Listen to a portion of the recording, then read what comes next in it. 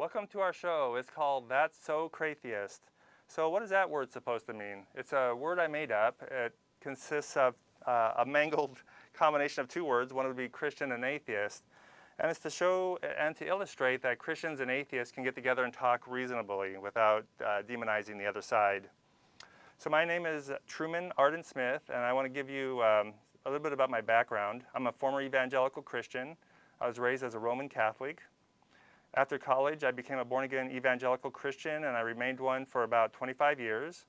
I preached the gospel on local cable TV and the internet, and I founded a part-time 501c3 ministry for that purpose.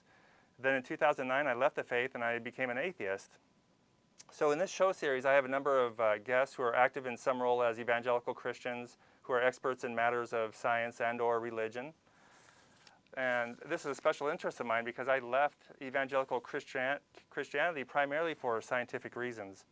Today's guest is Lenny Esposito. He leads an evangelical Christian apologetics ministry called Come Reason Ministries.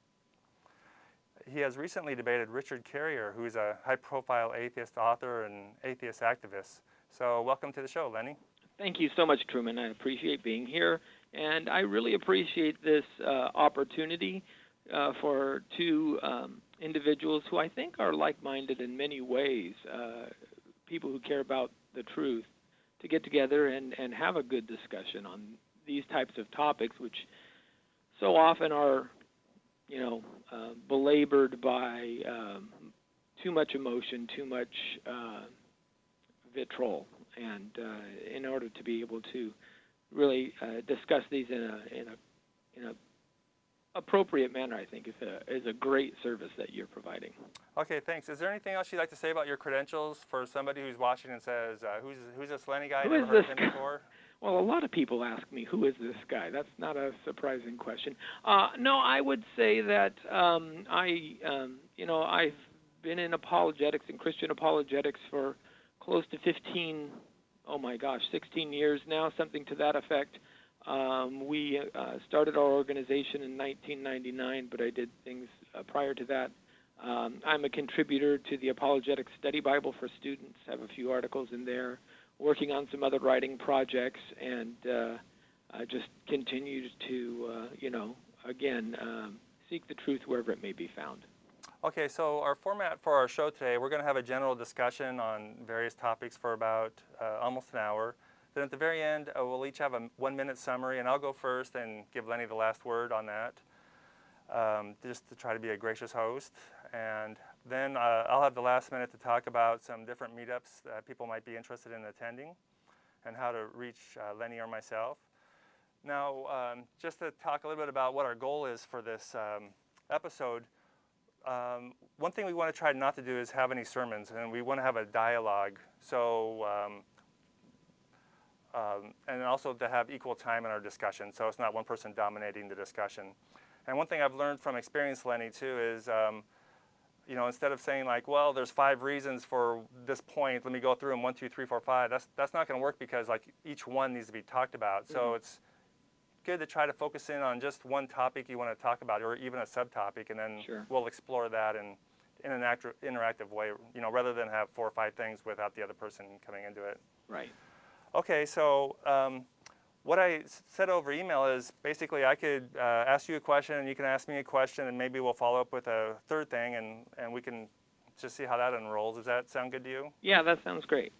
Either I can start or you start. Do you prefer either way? I would say, I had listened to some of your previous shows, watched a couple of them, and you do claim that you offer some positive evidence for the non-existence of God, and I'd just love to hear, what your positive evidence is, how you approach that topic. Okay, well, I guess, I was listening to this debate too about does God exist, and one of the problems in debates, I think, is that we need to really clarify what God we're talking about, because there's the God Zeus, there's the God Yahweh, there's the God Jesus. Then there's also what you might call the philosopher's God, and there might also be what you call the scientific God. Like the scientific God might be the God like a scientist might believe in or allude to, like Einstein. Then there's the philosophical God, which says, well, this is what God must be because of philosophical reasons. Then there's the Bible God. Who's the Bible God? Well, he's described in the Bible. So if you're going to ask me about, which God do you want to ask me about? I would say let's be more specific. Do you want to talk about the philosopher's God, or do you want to talk about the Bible God, or which God would you like to talk about? Well, I would say that I understand that when Einstein uses a phrase such as, God doesn't play dice with the universe, he's talking kind of about an overarching order to things. That's not necessarily an entity who's, I would say, bare minimum, we're looking at some kind of consciousness that is distinct from its creation and has at least causal power over that creation in a significant sense. Yeah, so that sounds like the God you're talking about is the philosopher's God, then, is what I would call it. Well, I would offer those as the bare minimum attributes of God. There are more attributes than that, but we can at least start with that, and then we can add to our arguments as we develop those claims further. Yeah, so I guess another thing would be in definition too. So for the philosopher's God, I would say, so every philosopher might have a different version of God too. So as this God, what would his position be on human evolution, for example? Does this God create humans distinctly by a miracle, or do they evolve? Well, in my debate with Richard Carrier, I never made that distinction one way or the other. Our debate was focused on the question, does God exist? And again, I would call this something that's distinct from creation, which is all matter, energy, space, and time. So it's not a pantheistic concept or a panentheistic concept. Okay, so basically, it sounds like, I think that's one of the problems in the debates is that the God isn't defined enough. So it sounds like the God, what you're doing is you're defining this philosopher's God by design up front. He cannot be scientifically observed, or there's no scientific evidence for him by definition. No, not that there's no scientific evidence for him, but that he is a necessary, in Aquinas' view, a necessary being. All things need some kind of either an explanation or they need to be existing necessarily. And when we look at all reality, they fall into one of those two cats. Yeah. So basically, when I talk about, a lot of the gods, you can disqualify them based on the claim they make. For example, if they claim that they made humans by a miracle, well, you can that they did not evolve from animals, and you can say, well, that's been proven wrong. So I want to say this philosopher's God you're talking about, is there any evidence either way? Now, it seems like the evidence I think that you're going to put forward is what I would call God of the gaps arguments, which is basically, how did the universe come to be? Nobody knows, therefore it's evidence for God. Is that right? No, I don't argue that way at all. Well, how is it not? How are you not? Hold on a second. So how? Well, what is if it's not a God of the gap argument? Then what is the argument for this God? Well, you would say that there are certain attributes that the universe shows that give rise to the or point the way to the fact that it couldn't come from the. It's not that we just don't know how it happened.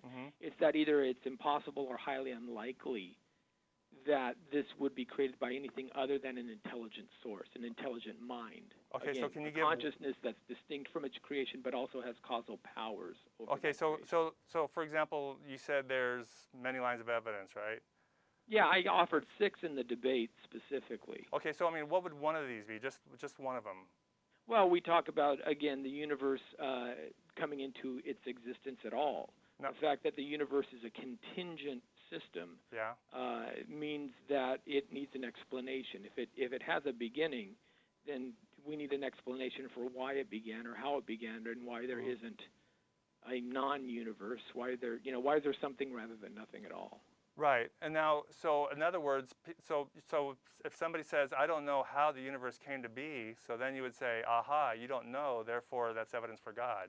No, I would say, is is there, because the universe is contingent, we know there must be an explanation for that contingency, and in order to avoid an infinite regress, the explanation must ultimately find its source in a non-contingent creative person or process. Okay, let me give an answer to this. It's an analogy, you might call it a parable or whatever, but let me explain how I think it could be possible. I think this is a really good example, actually. If you look at, for example, how a person grows from a baby to an adult, you can look at them at age 1 year old, then 2 year old. Let's say you have a snapshot every year: 1 year old, 2 year old, 3 year old, and then so when you see him when you're 30 years old, you say, aha, let's go back in time. Oh, there he is when he's 20. Oh, there he is when he's 10. There he is when he's 5. Therefore, we can go back and deduce that there was a time when he came from nothing at 0. But what happened was, no, like the Big Bang, for example, we can see, everything's expanding. So let's rewind the tape backwards. And so you wind it backwards and you say, aha, it all came down to a single point someplace where it came from nothing. So just like a person did not come from nothing, but it came from two other things, the sperm and an egg, the universe could have came from something else, like this multiverse idea.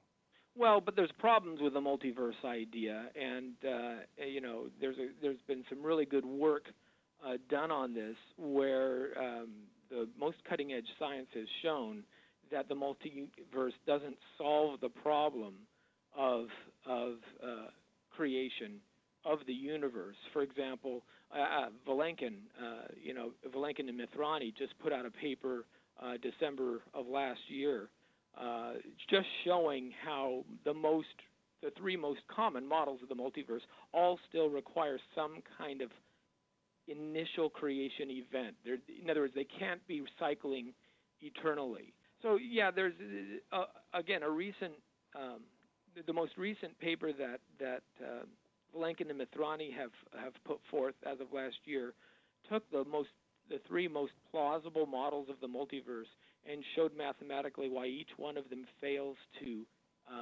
establish an infinite creation cycle, but they all have to have a singular beginning at some point in time. And Dyson Susskind is another article that I quoted a little bit in the debate, also shows that you can't have this eternally recurring cycle. It is an infinite regress if you start to rely on the multiverse to answer the question of why is there something rather than nothing. Well, just like there has to be a first life in order for you to get the child at 1 year old, 5 year old. You can talk to their parents and then their grandparents, and you can maybe even regress all the way back to, if you hold to an evolutionary view, primitive life forms. But there has to be a first life form, and that's the thing that needs explaining. And similarly, but that's the whole point. There is no first life form. Before the sperm and the egg come together they're not a person yet. When they come together and make one cell, it's still only one cell. But the sperm and the egg come from pre-existing parents. Yes, that's right. But it's not but a brand new person is created when they come together. Just like the multiverse could be birthing many universes. And so it's not a matter of cycling. But a person is a contingent being. What's that? A person is a contingent being. You can't have a sperm and an egg come together if there's no mother and father. Right, but the mother and father for the universe is kind of like a multiverse. But the mother and father are also contingent beings that require a previous ancestor. Right. What I'm saying is of that. But however, though, it could be possible. I don't know. From what I understand, the cosmologists are not. I mean, the whole thing about the Big Bang, if it's a singularity or not. I think Stephen Hawking originally said it was a singularity, and now he doesn't. So if it was a singularity, you can say, well, time itself started. But even if time itself did start, it could still be a creation from the multiverse idea. But the multiverse, what caused the multiverse to begin? See, that may be something that pushes the question back a step. Yeah, it does, but that doesn't mean it's bad. I mean, it could be true. There could be a multiverse. What it does then is it doesn't give you an ultimate explanation. Like I said, any contingency, any contingent event, be that the laws of the multiverse or the universe in which we live, doesn't matter which way any contingent event needs a non-contingent source as its explanation. That's the ultimate explanation, is a non-contingent source, and that's just kind of basic logic. Well, here's the problem with the basic logic. Ultimately, everything comes from something, or something came from nothing. Those are our two options, right? Right. And with our experience, both of those do not make sense. In our experience, nothing goes forever because of the contingency issues you have, and also in our experience, nothing pops out of, I mean, you can't have something popping out of nothing. Right, I agree with you. So logically, neither one of them makes sense, but I tend to think that's because we're limited creatures. We can only imagine 4 dimensions. In string theory, they say there may be 10 or 11 dimensions. So are you saying that are you appealing to the fact that there may be knowledge that we don't know? Oh, there's tons of things we don't like. For example, but dark energy and dark you're appealing matter. to it as an explanation. What's that? Are you appealing to the knowledge that we don't know as an explanation for why the universe or the multiverse exists? No, the multiverse is an idea that has a basis in string theory, and there's even Christians I know a Christian scientist at Baylor University who actually believes in multiverse. Oh, sure. I understand that, and I understand that it's based on again, the theory, and there's a lot of reasons why multiverse theory exists, and it's built. It's not based on observable data because we can't observe the multiverse kind of by definition. But my point is it's a kind of a conjecture in order to avoid a supernatural creator. It's trying to root creation in a natural mechanism, but it doesn't explain the existence of natural mechanisms or mediums at all. It just, again, pushes the question back a step, and then you have to ask, well, why does the multiverse exist? Yeah. What laws? That's not what a set up the shortcoming. laws for the multiverse? Things like that. Just if things are pushed back a step, I don't see how that's a shortcoming. Well, it's not a shortcoming, but it's not an explanation either. Well, to say where did I come from? Yes. Yes, I came from my parents, but that's not the question I'm asking. When I ask the question, where did I come from? What is life all about? What's the meaning behind life? So we're looking for ultimate explanations, and one of the things that I'm saying is an ultimate explanation for the existence of anything. Why is there something rather than nothing? The ultimate explanation from that has to be rooted in, I can only see it rooted in one thing: a conscious being who's distinct from his creation, who has causal powers to create that creation. Yeah. Well, what do you think about the case of Neanderthals sitting around a campfire and saying, hey, we know the earth shakes when an elephant comes by or a herd, and we had a big earth shake the other day. Obviously something caused that. I think it was God, and now we know it's plate tectonics. Well, that may be true, but that's irrelevant to the point. I don't understand. Well, see, Neanderthal man would be incapable of scientifically understanding it. So Grog might say like, oh, well, I think God did it. Who do you think did it? And the other guy says, I don't know. He says, well, obviously somebody caused it. That's God, and you don't have an answer. Therefore, my answer wins. And so, isn't that the same thing as how did the universe start? It's the same question. I would argue that that's closer to the answer you gave me. That pushing it back a step, that there is a cause. We recognize that there is a cause for the earth shaking, is the same thing as you saying we recognize that there's a cause for this universe in the multiverse, but it isn't the ultimate explanation. The ultimate explanation has deeper and far more reaching consequences. And again, it's I don't care where your starting point is, there's always a question of, is this thing, be it the laws of the multiverse or something else? If the laws of the multiverse are contingent, if they require something to get them going, if they require some kind of matter, or they definitely require time, the multiverse definitely has a cause and effect relationship, so therefore it is a time, it exists within time. Then why do we have time rather than no time? Why do we have a multiverse rather than no multiverse? The ultimate answers to those questions have to be in a non-contingent being, and that's, again, it's beings are either, or I should say, reality items are either contingent or they're non-contingent. They can't be both, and they can't be neither. They have to be one or the other. Well, it just sounds to me like the answer of God is basically the same answer of I don't know. If the answer is I don't know, then it's not just true. God. If you're going to classify, again, the law of non-contradiction says that this is either A or non-A. Right. And it can't be both. Okay, this item is either contingent or it's non-contingent. So now, that's not a God of the gaps. That's saying that you have to choose a side, right? The law of excluded middle says you have to choose one or the other. Right. So no matter what you're talking about, it has to be either classified as contingent or non-contingent. Okay, so I would say that the universe is contingent, and it came from a multiverse. There's some kind of a multiverse. There's many verses being constantly made, and ours is a surviving bubble. Okay. And there's many who aren't. I mean, Brian Greene is a leading edge physicist who talks about this. That, you know, maybe and one way they're looking for evidence of this is like a cosmic microwave background bruising, where maybe if our universe hit another universe, you could see that bruising in the cosmic microwave background, and scientists are actually looking for that kind of evidence. Sure, and that's an explanation. However, if you take that step and you rely on that multiverse, then you have to subject that explanation, just like your example of the Neanderthals with the ground shaking, to see does the explanation fit all the facts that we know? Right, and what we find is with Vilenkin and Susskind and others is it does not. The multiverse needs to have the multiverse still requires a creation event. Well, you know, something to always keep in mind, too, is how ignorant we are as humans. Just like the Neanderthals were ignorant of so much, you know, they say most of the universe is made up of dark energy and dark matter, and we call it that because we have no idea of what it is, you know. So there's a huge amount of unknown questions out there. Well, it can all be unknown, but it's all still contingent. Yes. See, I don't have a problem saying it's contingent on the multiverse idea.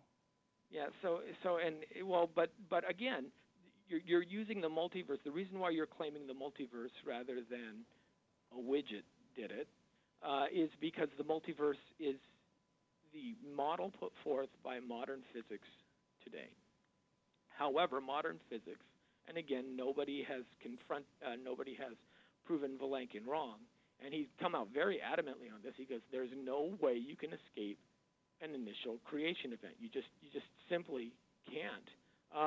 Here, let me see if I can. David Albert of Columbia University, who wrote the book Quantum Mechanics and Experience, said the mechanical laws of the universe, quote, have no bearing whatsoever on the questions of where the elementary stuff of the universe came from, or of why the world should have consisted of the particular elementary stuff it does, as opposed to something else or nothing at all. The fundamental physical laws of the universe, the laws of relativistic quantum field theories, are no exception to this. So these guys, all the physicists who are looking at this have to subject their theory to the question of does it fit all of the facts. And what people are finding is that no, even if we have a multiverse, the multiverse needs to have an explanation. Well, yeah, I know, but it may be beyond our reach because, like I said, we can only grasp 4 dimensions, and string theory there could be 10 or 11. But then you're just kind of presuming a science of the gaps explanation for it.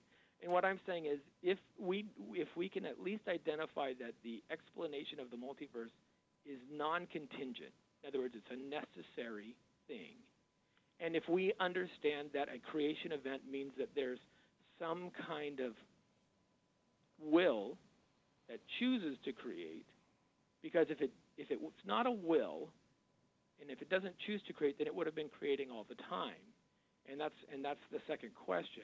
So the problem here that we get into, we have a creation event. We have guys like Vilenkin saying that the creation event happened at a specific point in the past. It hasn't been recurring infinitely, and then we have to say, okay, what kind of thing can create something from nothing? So it has to be hugely powerful. It has to be hugely, at least smarter than we are. Definitely it has to have an enormous level of handling the complexities of creating either a multiverse engine or a universe. I think the multiverse engine would actually be harder to do than the universe. But wait a second, though. Let's say, for example, I mean, you can say when a sperm meets the egg, that is called the creation event, but it doesn't mean it was created out of nothing. Right, but that's not an ultimate explanation for why you and I exist. It is a contingent explanation for why you and I exist. Right, but what I'm saying is, But if somebody didn't have all the other information as to what happened before that, you know, they could only work with the information they have, and that's what I'm saying. We have very limited information. I can bump into a stranger on the street, and no matter who they are, I can say, I know that you didn't just pop into existence yourself, that there was a specific act, and there was at least some level of intent that caused you to come into existence. Well, you know that level of intent is well, you know that because of modern science, but 2,000 years ago, when they didn't know even what a sperm and an egg and how it worked and all that, I mean, I guess they know there was some kind of physical act that created babies, but they didn't know about, you know, the details on it. But what we're asking is, does God exist? And what I'm saying is the fact that there's anything at all is evidence that God exists. Well, you know, one thing I heard too is there's, you know, that question, why is there something rather than nothing? And now with the multiverse, they say the next question too is, why is there not everything instead of nothing? So. Yeah, and again, it's an interesting question. But I think we've covered this circle a couple of times, so we may want to move on. So that was your question to me, was that right? Yeah, I guess so. Well, okay, well, I guess my question to you was, it was kind of the same thing about the God of the gaps, but I guess the other thing, I didn't listen with a whole lot of detail with your debate with Carrier, but I guess one of the main things that came out too was, let's talk about morality. Okay. You know, one thing that, I don't know, I think you might have said this too, but let's say, so are you going to say that basically in order to talk about good and bad, this is what some Christian apologists are saying now, you can't even mention good or bad without having a Christian idea, you borrow that from the Christianity. Is that? I think that's awkward, and I wouldn't necessarily agree with it. I want to be really, really careful here. There are two kinds by the way, what I just said is well, I was just going to say, I think Plantinga says that, but anyway. Plantinga says, well, he offers the concept of warranted Christian belief, and I'd have to see what the quote is, but there's a couple of approaches to it. What I argue is that morality is a kind of a thing. There's a lot of ways you can talk about statements. I can say, you know, chocolate is the best flavor ice cream, and everybody ought to eat chocolate. And somebody else should say, no, vanilla is the best flavor ice cream. When we make statements like chocolate is better or vanilla is better, those are subjective statements. Those are opinions. That we don't mean that for everybody throughout all the universe.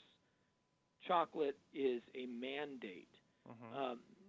Those are things that are, now there may be statistical averages that show that chocolate stimulates certain centers of your, you know, taste buds and resonates in different areas of your brain or something like that, to show that it actually gives you a heightened level of pleasure physically, or what one would gather as pleasure.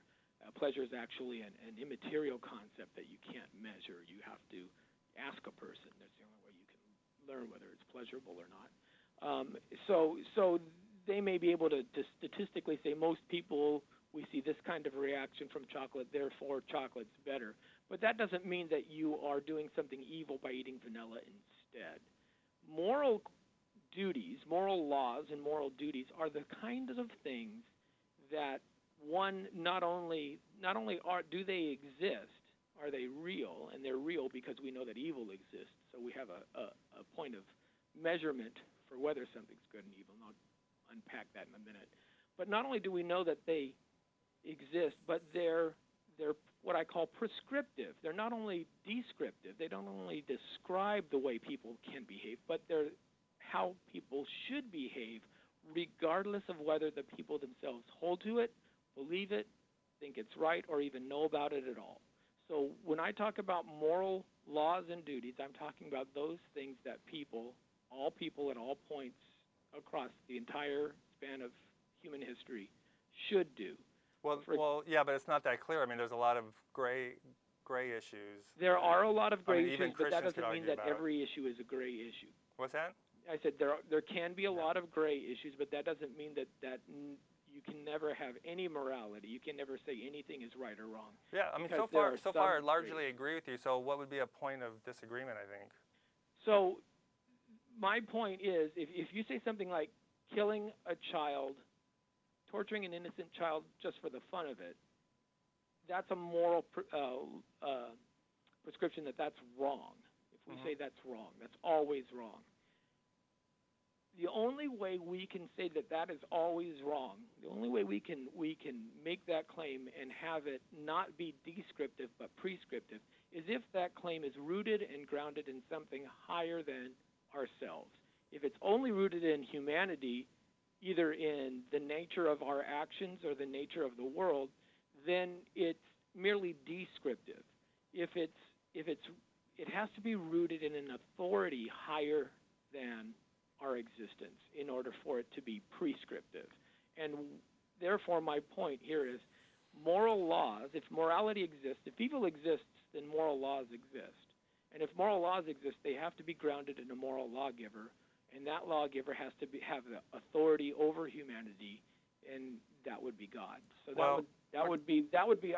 it's called the grounding of morality. It's not that people who don't believe in God cannot be moral, nor can they not recognize morality. I believe they can do both. I believe there's many upright atheists, but the point is that from a philosophical perspective, how can you with absolute certainty say that these certain things there's anything that's absolutely wrong at all? Yeah, so I mean, I can give you, I think, a really easy answer. So basically, what is good, what is bad? Okay, good are things that would help society to flourish. Bad are things that hurt, and it's good to take it from a third-person perspective. In other words, not what makes me feel good, but what would be best for the society at large. And I would say there's three principles largely that are sometimes in interplay. That's why some of the moral questions are difficult. So one of them would be consequentialism, which means you judge an activity based on the consequences. Another one would be reciprocity, like Jesus said, do unto others as you want them to do to you, or Confucius said it a couple hundred years before that. Then another one is individual rights. So basically, for example, is killing somebody right or wrong? Well, there is no right or wrong to killing. It all depends on the situation.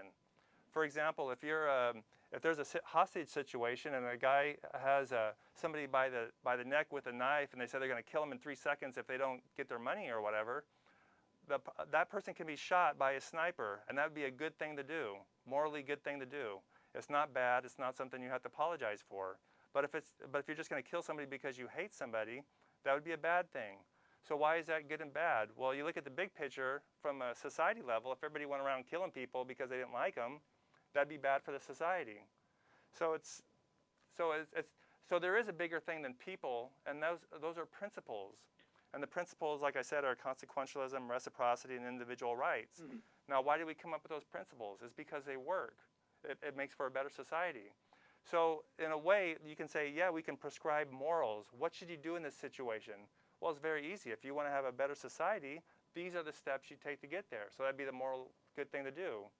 If you're going to do bad things, that's bad. And if you even go overboard, for example, I heard Christopher Hitchens one time say, how do you define evil? And he says evil is just going over the top on bad. So for example, it'd be bad to mug somebody and kill them and beat them up, but it'd be evil to, stab them 100 times and continue to torture them after there's no point in it, just for, your own sick glory. Well, let me ask you a question. Mm-hmm. If there was a situation, see, because you're talking about societal influences and what's best for the society. What if you have two societies that are competing? Say there's one source of food that sits on the border between society A and society B. Now, these two societies have competing views on what is good. Society B says that food is for our society. Society A says that food is good for our society. And now they have a competing view.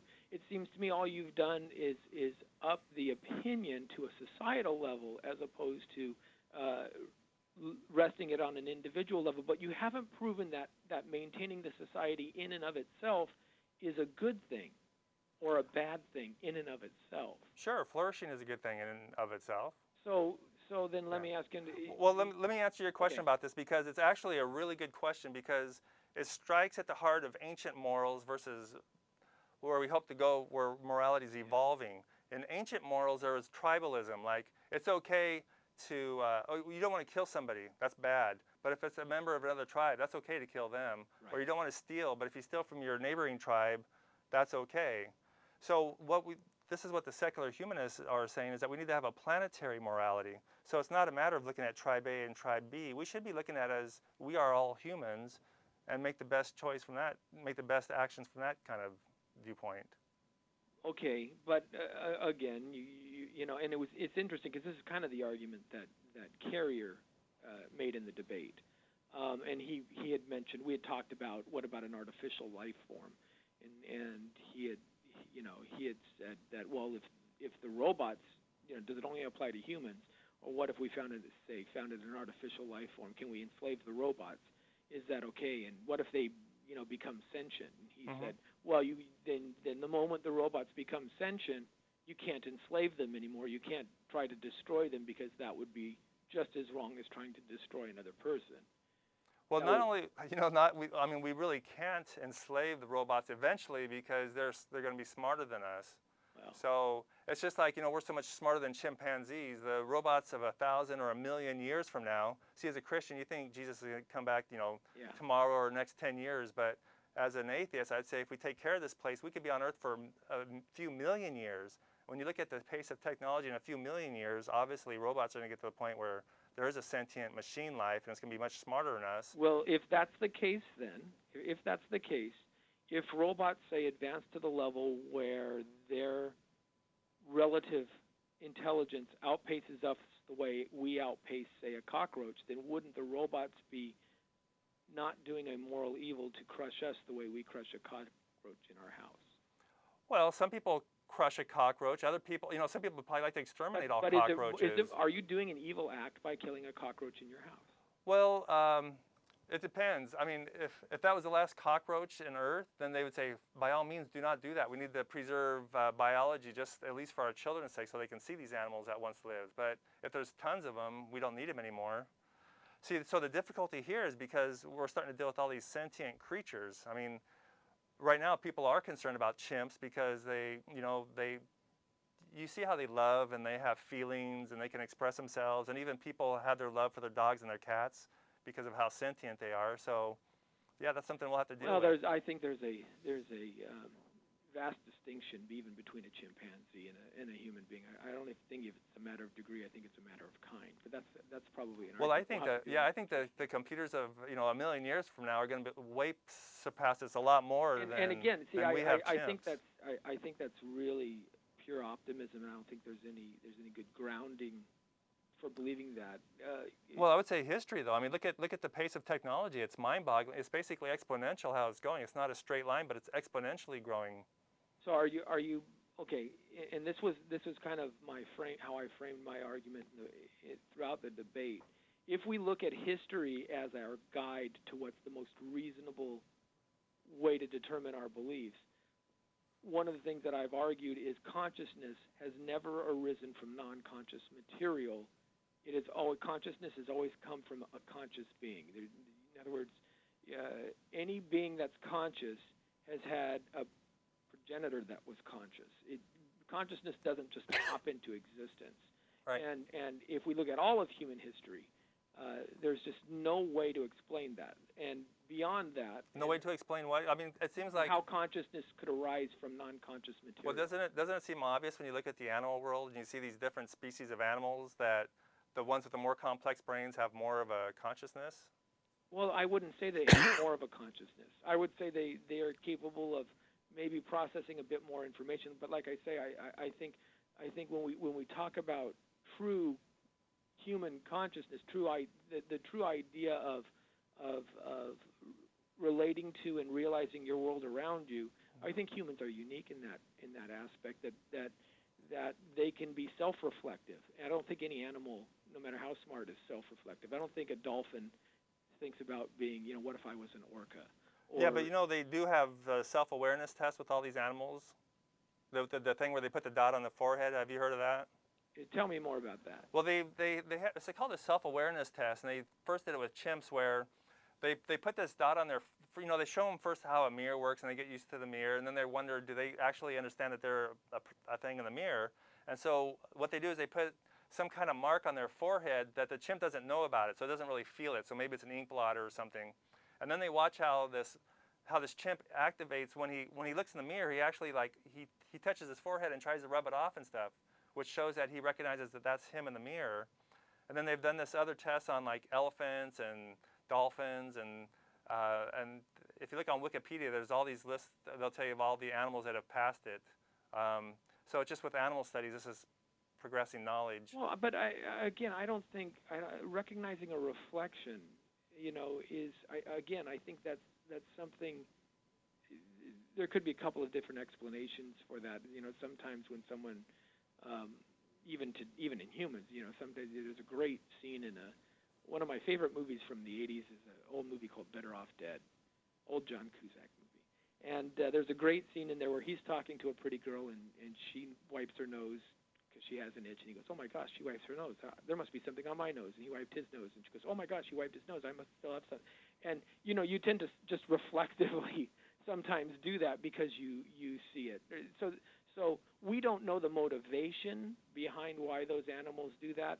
But again, even if they're recognizing that the reflection may be them, the idea of self-awareness includes the idea of self-introspection. The idea of introspection.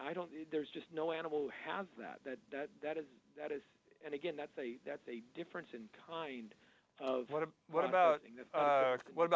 about contemplating the death of a loved one, where you see the animals who seem to mourn over other dead animals? Well, and again, I understand the dog who waits for his master for 20 years or sits at the graveside. And, I've heard that, but that's or how elephants behave to other dead elephants, or a dog behaves to another dead dog. And some of that may just simply be instinctual. But it doesn't prove that animals are on the same plane.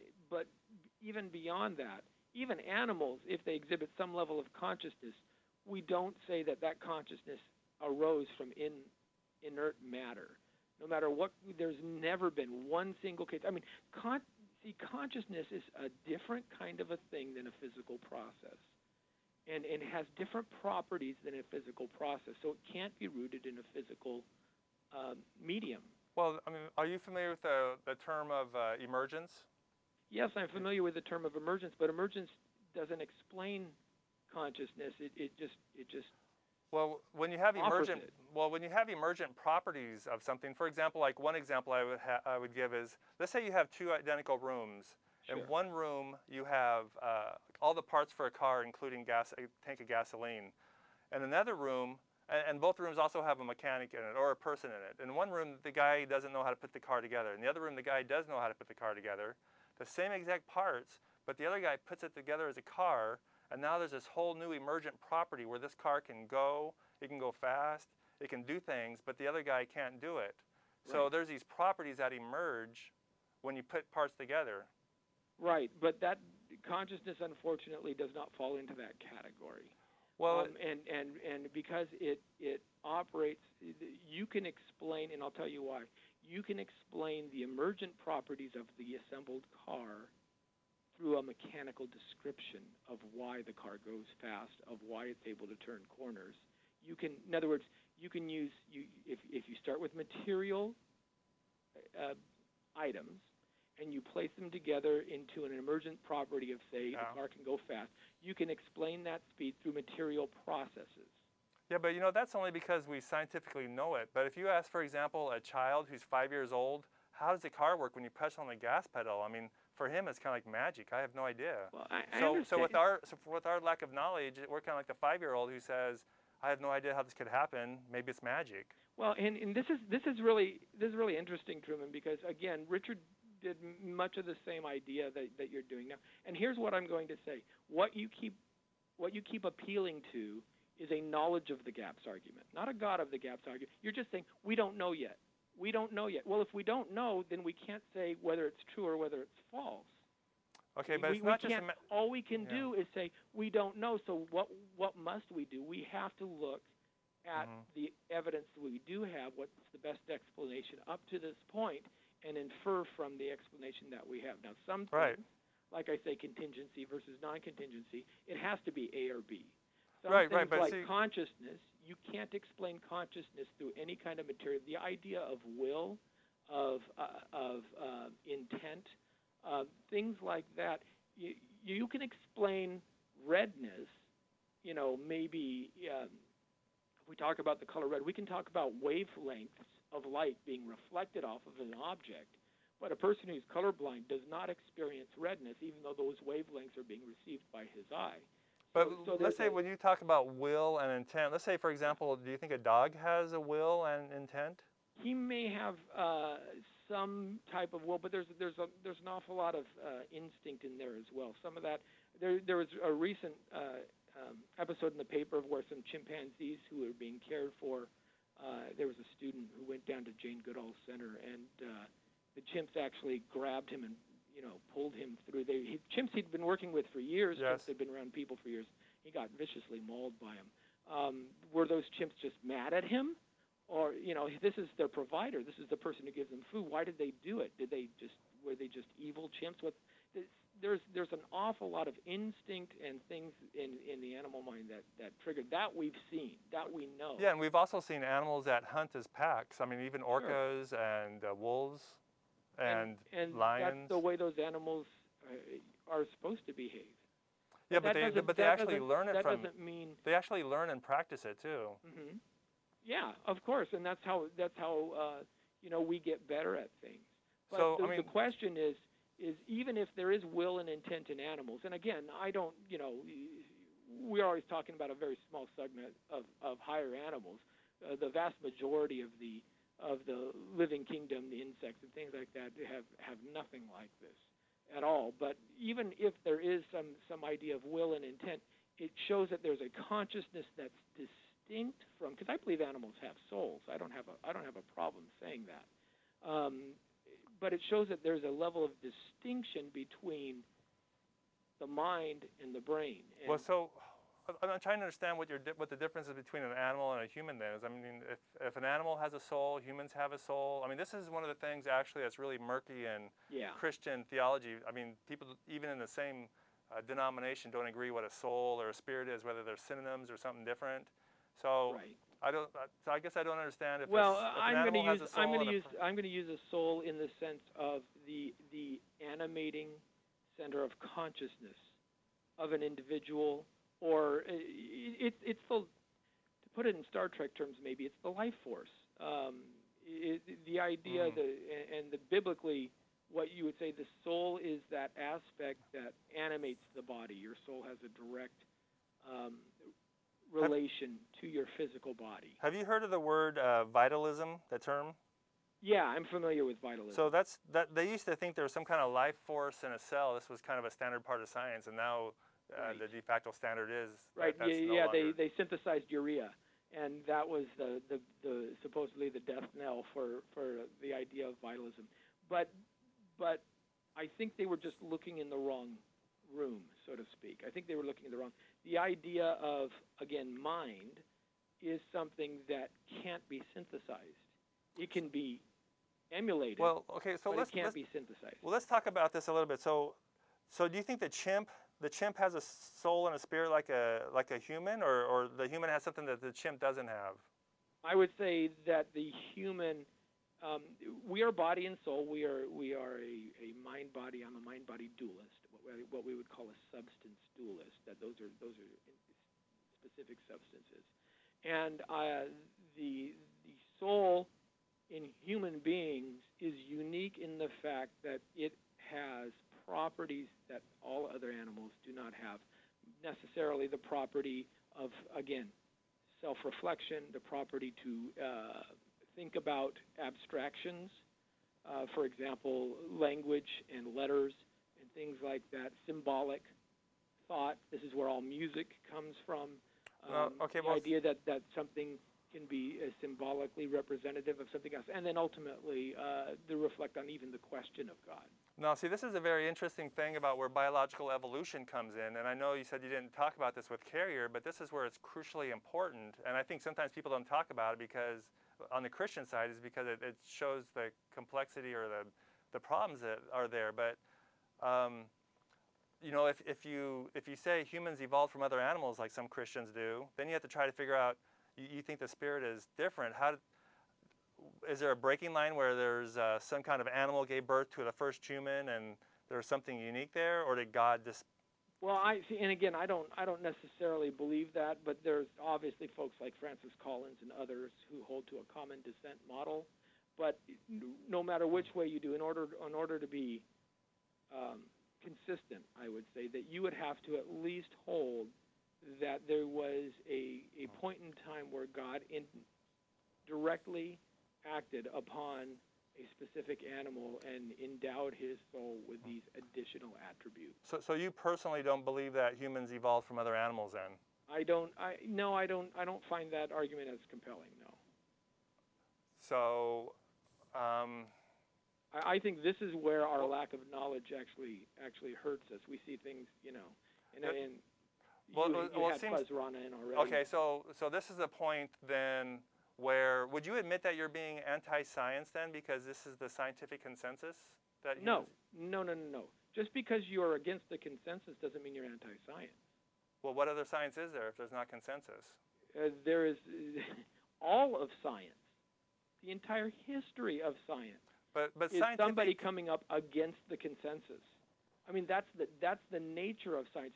The nature of science is prove me wrong.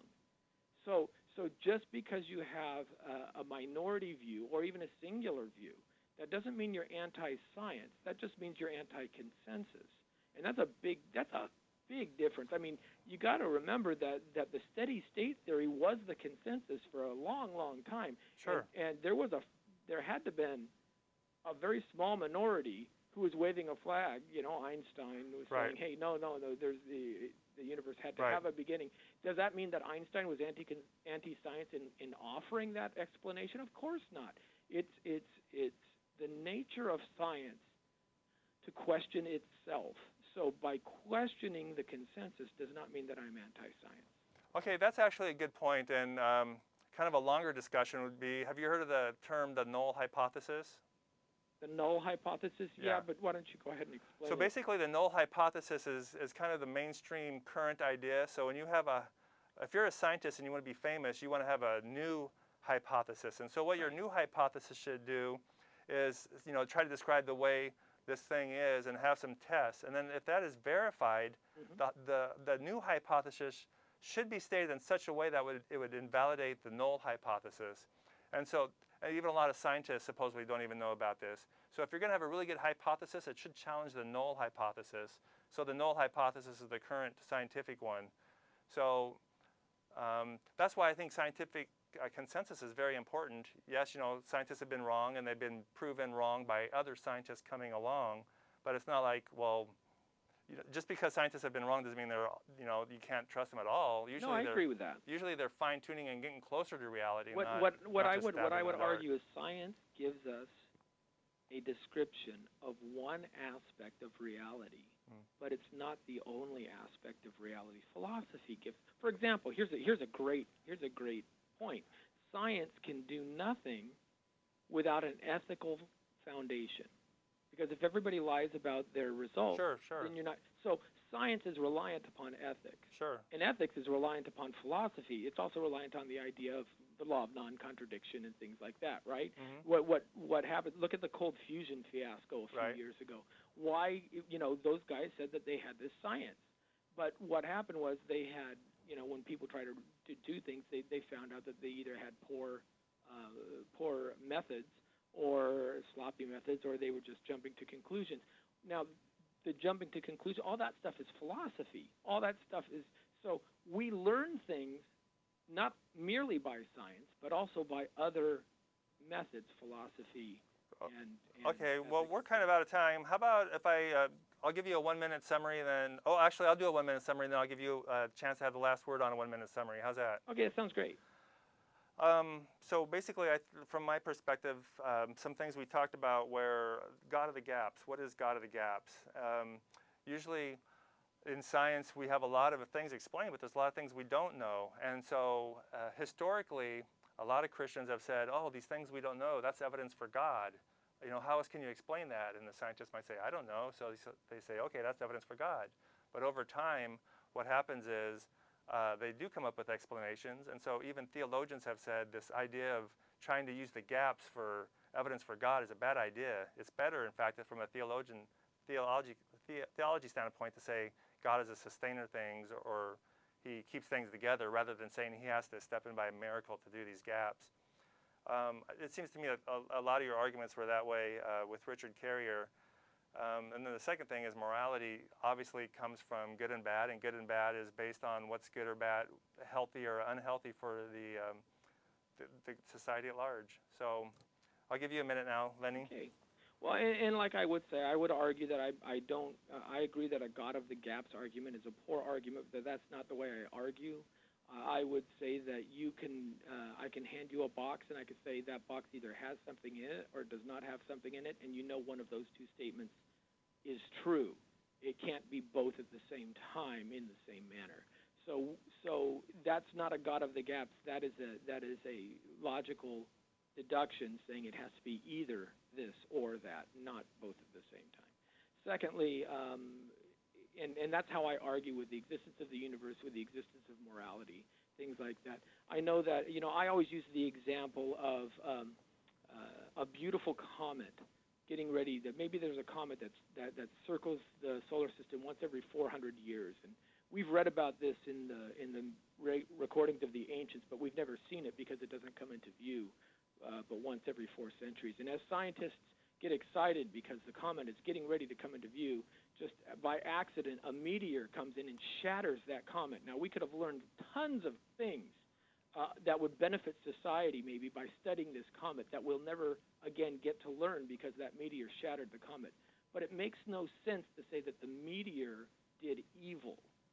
The idea of good and evil are prescribed by a way things ought to behave, not merely the way things work for the best. Okay. A meteor wasn't evil for killing the dinosaurs because they were the dominant society or the species at that time, for example. All right. Well, thanks, Lenny. Thanks for coming on the show. It was interesting discussion, and of course, we always run out of time. There's always more we could have said. Well, and again, like I say, I appreciate this. I'm reminded of your namesake, the Truman Show, which is a movie I use in my classes sometimes to talk about how, regardless of what your experience in your world is, isn't it more valuable? Isn't it worth you risking everything to find out the nature of true reality, even if that true reality may be harsher and more dangerous and less comfortable for you on the other side? Okay.